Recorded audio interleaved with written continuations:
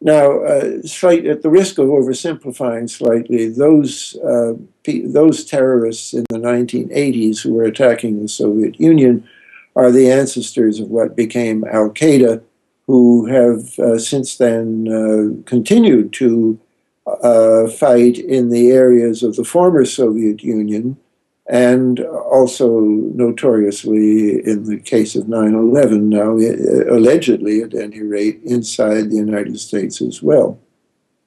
Well, that's exactly right, and we see from that the ramifications that these types of backdoor deals have, and how corrosive that really is to our society when these types of deals are being done in private. And it raises the question more generally, I think, of the connection between the deep state and the financial sector or the banking industry in general. What can you say about that larger connection?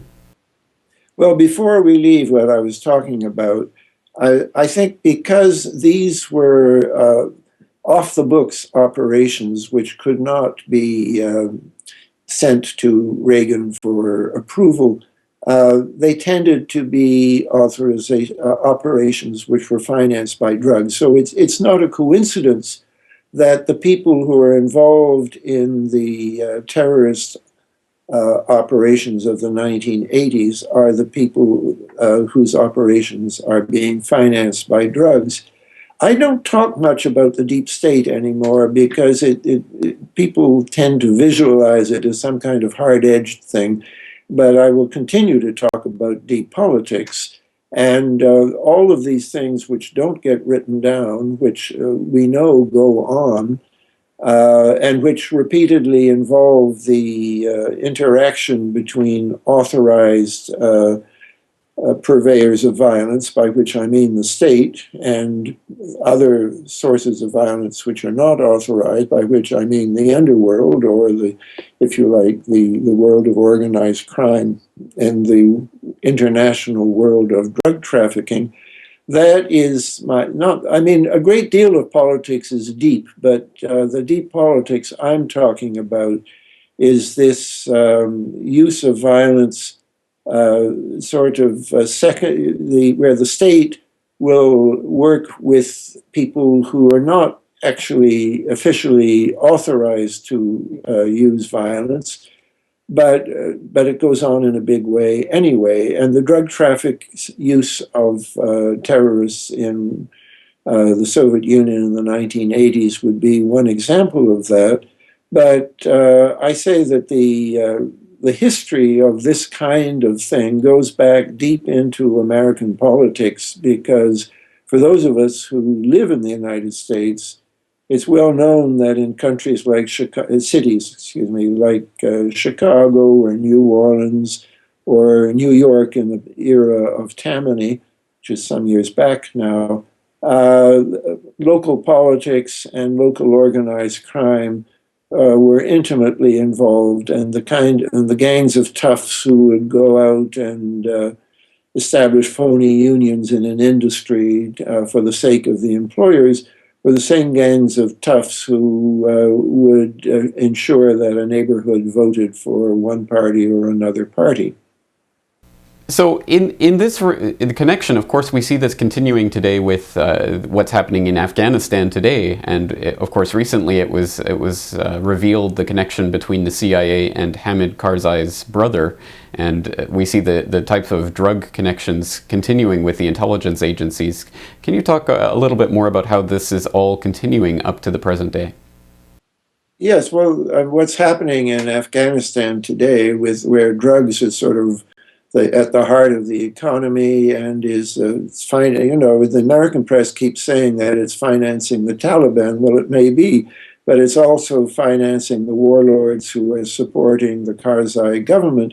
And it's really very much a rerun of what happened earlier in Laos and Vietnam. In fact, this irony that the president's brother is simultaneously a CIA agent and also a drug trafficker. This is an exact rerun of Vietnam in the Ngo Dinh Diem era, when Ngo Dinh Nhu, the brother, was again, here were two people who didn't have much popular base, and Ngo Dinh Nhu reinforced his power by turning to the drug traffic. I can't speak with authority about what turned Karzai's brother to the drug traffic, but I suspect that it was the same thing, not purely the desire for financial gain, although that would certainly be part of it, but you don't have a popular base, and so the drug traffic is a way of building up cadres of organized gangs who are a substitute for popular power. And America is very limited, and I don't know if America will ever realize that it just cannot be a winning game to go into a strange country where your only asset to winning hearts and minds is money, because when you try that, as they did in Vietnam, as they did in Laos, the result inevitably is massive corruption. Something like a quarter of the Afghan budget now, I believe, is in the form of bribes, that what people pay to the government so that their poppy fields won't be destroyed, or so that they can do business with the local people. It's massive corruption. This alienates the people. I think it's safe to say, I would say, that people who know Afghanistan, I don't put myself in that number, I just read the works of people who do, are pretty unanimous that what America is trying to do here is not going to succeed. I mean, not the stated aims, which are to, install a stable government in Kabul, are wildly remote and come from a failure to recognize that Afghanistan is not a state in the sense that countries of Western Europe are states. It's an area of a lot of tribes and it's an area that has been relatively peaceful when the tribes simply accept each other's authority in their areas, and which has seen disasters when people have tried to come down heavily from the center, as the Russians did, or as the British famously tried back in the early 19th century and lost an entire army. Well, certainly this is a huge problem, and one that's been ongoing for decades, and we're unlikely to untangle all of the knots here today. So if people are more interested in following up on this type of topic, what one of your works would you recommend people turn to the most? Well, I think my most authoritative study of what's gone wrong in American politics because of the influence of deep politics and particularly shenanigans involving the CIA. I think that's probably my book, The Road to 9/11. That's probably primarily for people who really want a close-up knowledge of American politics. If they're more interested in the international drug traffic and why it is tolerated by the CIA to the extent it is, I would recommend Drugs, Oil, and War, where I try to explain why it is that the countries where the drug traffic is being built up have all been in areas of major interest to the big U.S. international oil companies.